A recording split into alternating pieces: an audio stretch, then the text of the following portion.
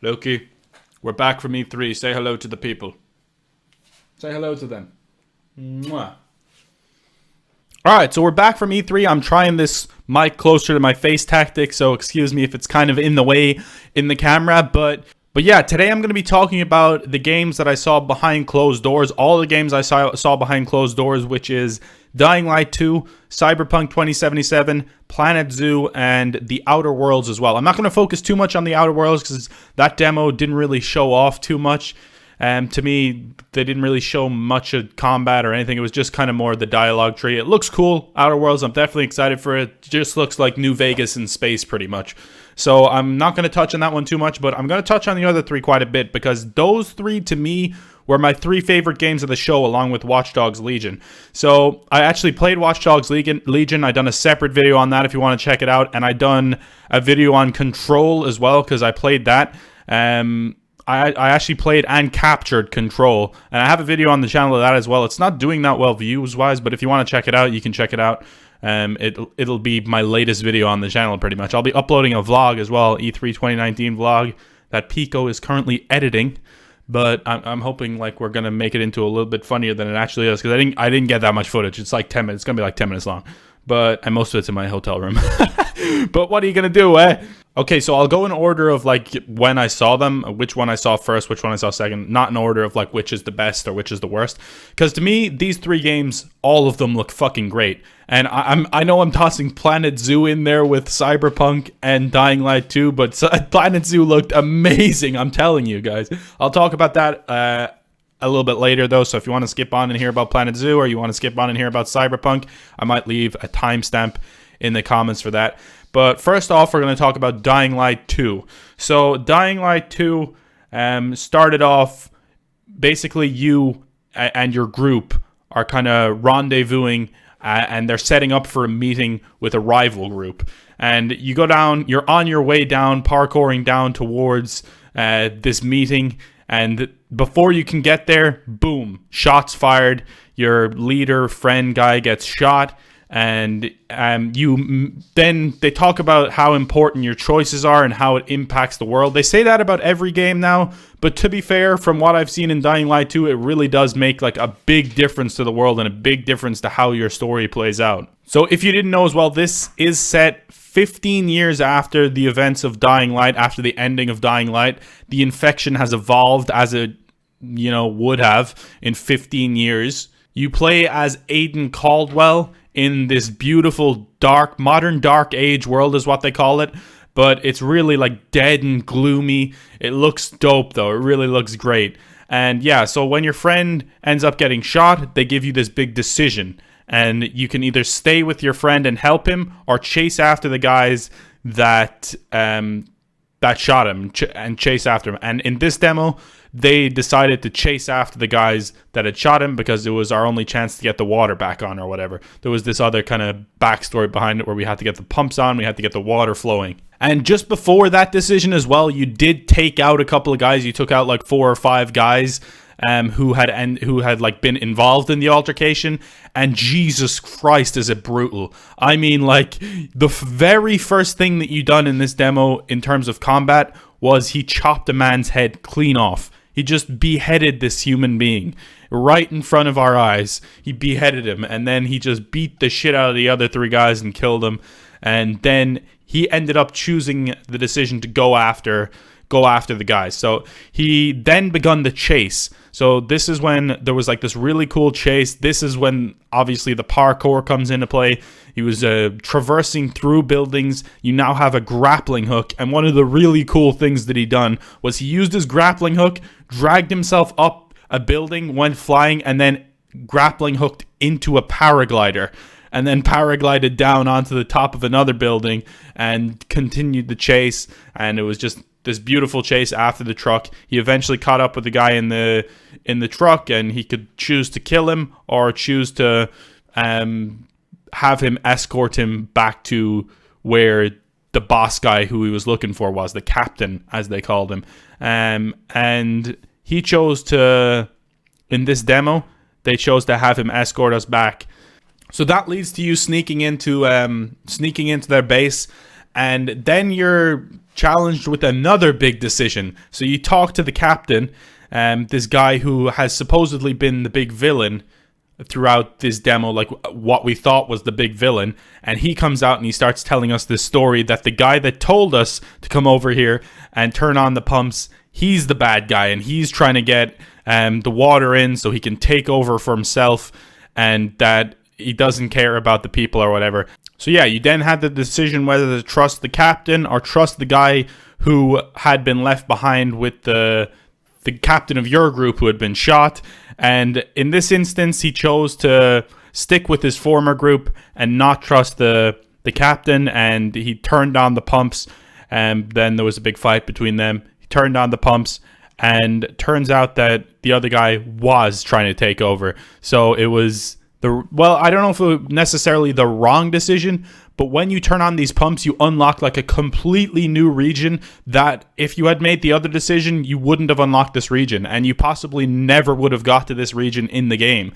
So as I said, the choices really do matter in this game. As you can see, there was like already 3 big choices just in this like 25-minute gameplay demo that we saw. So the choices really do shape your world, and they can make you open up new regions or not ever see these regions at all, which is kind of crazy because the new region that they opened up looked really cool, and it would suck to have never seen that region. But to actually not see the region, you had to have trusted the guy that betrayed you. So it's kind of crazy. It'll be really interesting to see how different people's stories are when the game comes out, because I really feel like there's going to be a lot of different decisions that people make, because it didn't seem like these decisions were necessarily just like, good or bad, or, easy decisions, because obviously that would suck if it was just like easy decisions, goodbye.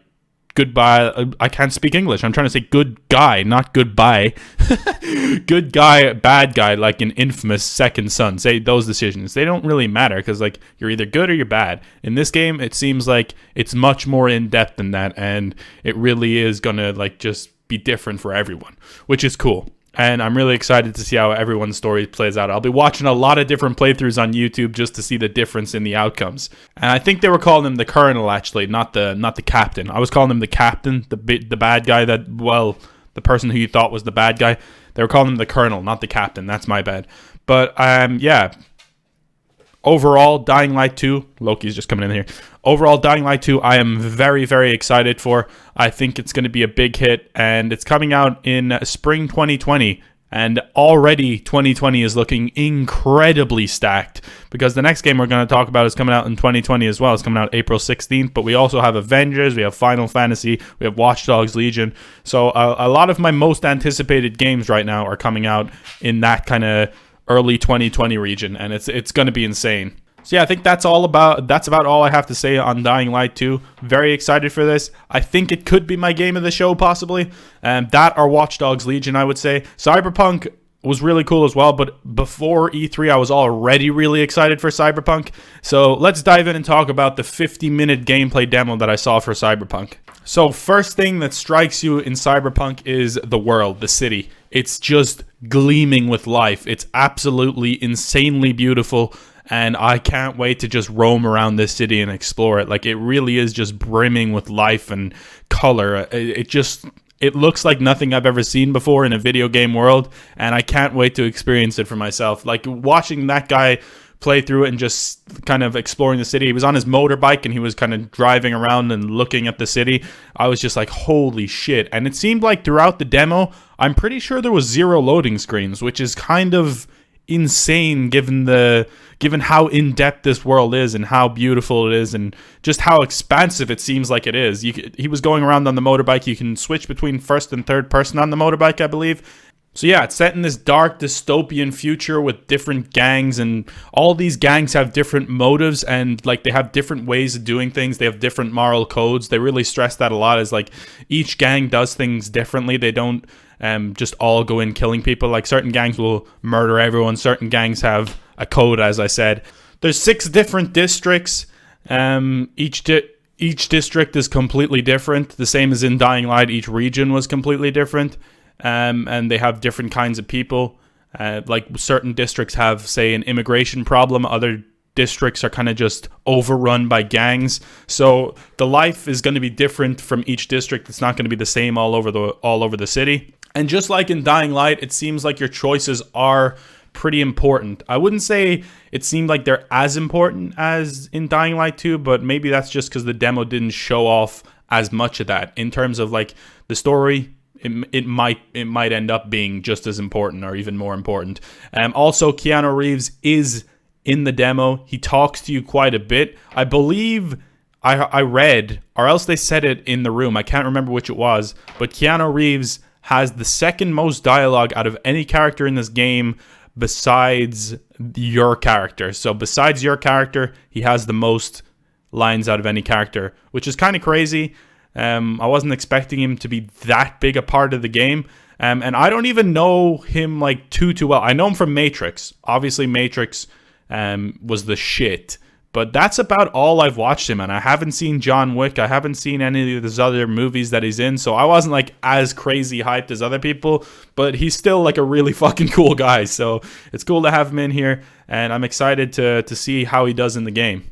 But yeah, in this demo, you're kind of in contact with a certain gang. You're trying to find someone. I won't like go into spoiler territory or anything, but you're trying to find someone. And you have to go through this gang to do it. And there is this moment in time where they ask you to basically give up your mind. You have a chip in your head, and they want access to it for you to do the mission for them. And then they'll give you information on this person that you're looking for. So you can choose either to trust them or to not trust them, to give them access to your chip, and then potentially betray you and kill you because they'll have control over your mind. And in this instance, he went with trusting them, and he does the mission for him. He goes ahead, goes in, kills a load of people. The way that they do it with the combat is beautiful. The shooting left a little bit to be desired with me. I don't think it was really that impressive, the shooting. It looked a little off. But the things that you can do, the different things that you can kind of muster up to take someone out is really cool. Like you can hack a turret and have the turret turn against them. And the different kind of things you can do based on the stats that you have as well. Like say if you have strength, you can pry open these doors with your bare hands and just rip them open. If you have intelligence, you can do other shit that you couldn't do if you just had strength. So the stats that you put your points into really do matter. Like you can go brains or you can go brawn and just go guns blazing. You can go through the entire game without killing someone, which I imagine you'll really need to put stats into intelligence and stealth, stuff like that. If you want to be able to do that, it's going to be harder, but you can do it. You can go through the entire game without killing a single NPC, a single human being, which is kind of crazy to think about, that they have that option in there. So it does seem like your skill tree will be really important in this game. And then once you end up doing all of this, you complete the mission for them, you get stopped by an FBI guy, kind of guy in the CIA, FBI, or I can't remember which it was, but either one. And he's basically saying that the guys who are in your brain right now, he actually managed to get them out for a minute to talk to us. I think he like shut down the chip or something for a minute, so he could talk to us, and he tells us that they're going to betray us, they're going to kill me, and they're going to leave me for dead once I've completed the mission for them. And we chose not to listen to him, and we just went ahead and took him out. And it turns out that they were betraying us. They were traitorous bastards, basically, and they just used us to do the mission and then like hacked our chip and took us out or whatever. So we managed to somehow survive that, and we went back, and they were shocked that we were still alive. But it was this whole big thing. Like it really is awesome seeing how the world progresses and seeing the different kind of things you can do. But overall, just the thing I was most impressed by is the world itself, how vibrant it was, how beautiful it was, and I can't wait to experience it, as I said before. But it's going to be a damn good time. Cyberpunk 2077 coming at you 16th of April 2020. I really hope it doesn't get delayed from that date, but I don't think it will. I think we'll see it 16th of April 2020. We'll have a lot of games to play between now and then. There's probably like 30 games I'm going to play between now and fucking Cyberpunk, but this is definitely one of the ones that I'm most excited for. So yeah, let me know what you think of Cyberpunk 2077 in the comments down below. And let's move on to the last game we're talking about, which is Planet Zoo. Now, I won't spend too much time on Planet Zoo, but I saw about 15 minutes of gameplay behind closed doors. They were showing it off to me, telling me everything about it. If I had any questions, I could ask them. This was a one-on-one session, by the way, which was really cool. Well, there was actually two of them. One guy, one of the main devs, walked in halfway during the gameplay, and he was talking to me about it as well. But guys, you won't believe how good the animal renders look. Like, they look so fucking good. I couldn't believe my eyes with how good these animals look compared to like playing Roller Coaster Tycoon in 2003, and even Zoo Tycoon, I believe, came out like 5 years ago. Just the goddamn the evolution, basically. Evolution is a mystery, man. It's been insane, and I honestly didn't think much about this game until I had seen it for myself behind closed doors. Like, I wasn't really thinking about it. It is coming only to PC, and it's coming on the 5th of November. I was kind of surprised to hear it's only coming to PC, and it's only through Steam as well. So you have to buy it on Steam, guys, but I think it's going to be worth it. It looks really cool. I was very impressed with what I saw. The difference in the zoos you can make is kind of crazy. Like, you can have multiple zoos. You could have one that's based on the Savannah Desert. That's kind of the one they showed off to me, was one they had based on a Savannah Desert. It was already a built-up zoo, and they were kind of just showing me around. They didn't show me any of the building aspects, but they just kind of showed me the zoo that had already been made, and they were showing me the animal enclosures and how to keep them happy, stuff like that. But they showed me some lions, elephants, monkeys, crocs, giraffes, gazelles, zebras, and they showed different animals can live together. I was asking them questions, like silly questions, like could you potentially put a lion in with a zebra? And they said you can do that, but the lion will kill the zebra. Your guests won't be happy. Your zoo will probably end up getting shut down.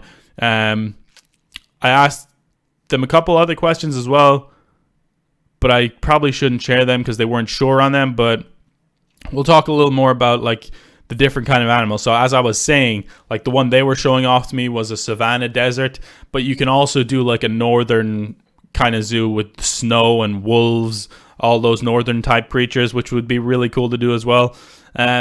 So you can mix and match. You can do what you want in these zoos, and that's the impressive thing. You can obviously do an old style classic zoo as well, and the people come in and they pay their money. You got to have your shops like you would in, say, Jurassic World Evolution, or like you would in Roller Coaster Tycoon as well. What they call the new one? Planet Coaster, right? Yeah, they called it Planet Coaster, now they're calling this Planet Zoo. Yeah, so a couple of key points they told me as well is, say, for instance, in a monkey's enclosure, if you put these things down, you can put whatever you want down, like, say, these climbing things. Any height, you can build it as high as you want. You can build it whatever way you want. If they can climb it, they will climb it. They'll have different animations to climb it everywhere. So it's really fucking cool watching the monkeys go in there and climb around. The cameras you can put in and just look all around your zoo, kind of have it in a drone mode pretty much. Yeah, it really does seem like this is the most in-depth Tycoon game so far, we'll say. Even though it doesn't have Tycoon in the name, it's from the same guys. But it definitely seems like it's by far the most in-depth, and I can't wait to experience it for myself. I can't wait to do a playthrough here for you guys. But yeah, I didn't really go too in-depth about Planet Zoo, but I didn't see too much of it either. I didn't see any of the building aspects, so I thought I'd just give a quick rundown of what I saw at Planet Zoo. But from what I did see, very exciting. Can't wait to play it. It's definitely in my top 5 games of the show. And I overheard them as well. They were saying this themselves. They were like, in terms of most viewed trailers, they're nowhere near for E3 for the week. But in terms of best like to dislike ratio, they were number 1. Planet Zoo was number 1. So obviously the people that are excited for this are very excited for it. And Let me know out of these 3 games which one you're most likely to pick up, or if you'll be picking up all 3. I'm definitely going to be picking up all 3, but we'll see. Outer Worlds as well, guys. I did mention it does look cool, but to me, it wasn't on the level of these ones from the demo that I did see. But still excited for the Outer Worlds as well. Hopefully you guys enjoyed this video. If you did, make sure to drop a like on the video, support it, share it with your friends, whatever. Because yeah, these videos, I enjoy doing them, and just kind of sitting down talking with you guys. And yeah, drop a like. I'd appreciate it. Let's hit, like, I don't know, 75 likes on this or something. It's probably unrealistic, but we'll see. Anyway, thanks for watching, guys. I'll see you next time. Peace out.